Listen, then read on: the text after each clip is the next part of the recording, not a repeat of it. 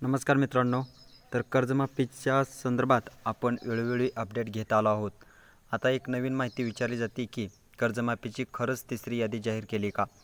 आपण याच्यामध्ये कोणत्या शासनाच्या शेतकऱ्यांचा समावेश करण्यात आलेला आहे?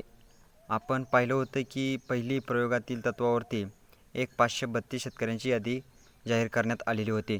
त्याच्यानंतर पंढरपूरमध्ये झालेल्या कार्यक्रमाच्या दरम्यान मुख्यमंत्र्यांच्या माध्यमातून 16 ते 17 लाख शेतकऱ्यांची यादी प्रसिद्ध केल्याबद्दल माहिती देण्यात आली होती.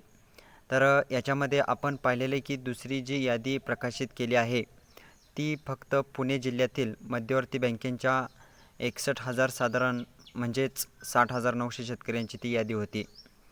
आणि त्याच्यानंतर आता स्टेट बँक ऑफ इंडिया असेल, महाराष्ट्र ग्रामीण बँक असेल किंवा इतर जे काही बँका आहेत ज्या 2 लाखापेक्षा कमी कर्ज खाती असलेले जे शेतकरी येतात याच्या यादीत याच्यामध्ये प्रकाशित करण्यात आलेले आहे. आता याच्यामध्ये इन्कम टॅक्सचा डाटा घेतला जातो आहे. त्या याद्या पूर्ण केल्या जात आहेत आणि ज्या फिल्टर केलेल्या याद्या जे येतात त्याच्यामधून या याद्या प्रकाशित केल्या जात आहेत.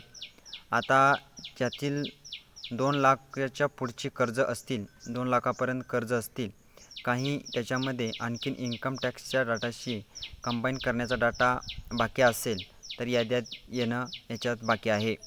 आणि आता लवकरच ह्या याद्या देखील येणार आहेत की मग आता बऱ्याच जणांना प्रश्न पडतो आहे की याच्यामध्ये माझं नाव असणार का? आता तुम्ही जवळच्या आपले सरकार सेवा केंद्रावरती जर आपल्याला यादीमध्ये नाव नसेल तर आपला आधार नंबरनुसार चेक करू शकता. जर तुमचं यादीत नाव असेल तर कळेल, नसेल तर यादी तुमच्याकडे उपलब्ध झाल्यानंतर तुम्ही याची KYC करू शकता. तर KYCची प्रक्रिया सुरू झालेली आहे. परंतु KYC प्रक्रिया पार पाडली जात असताना तुमचं कर्ज खातं आणि तुमचं खातं याच्यामध्ये नंबर डिफरन्स आलेले आहेत. कर्जाच्या रकमा बऱ्याच साऱ्या शेतकऱ्यांना डिफरन्स आलेले आहेत. शेतकऱ्यांमध्ये आधार मॅच होत नाही आहे. या परिस्थितीमध्ये KYC करण्यापूर्वी एक वेळेस बँकेला भेटा आणि बँक संपर्क करून आपल्या या तक्रारीबद्दल विचारणा करून त्याच्यानंतर KYC करा.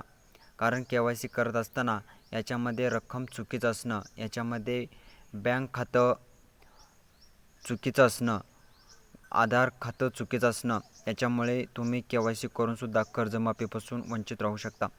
जर अशा काही तक्रारी आता याच्यामध्ये येत आहेत, तक्रारी विचारून करूनसुद्धा तुम्ही KYC करण्याचा प्रयत्न करा. KYC प्रक्रिया सुरू आहे.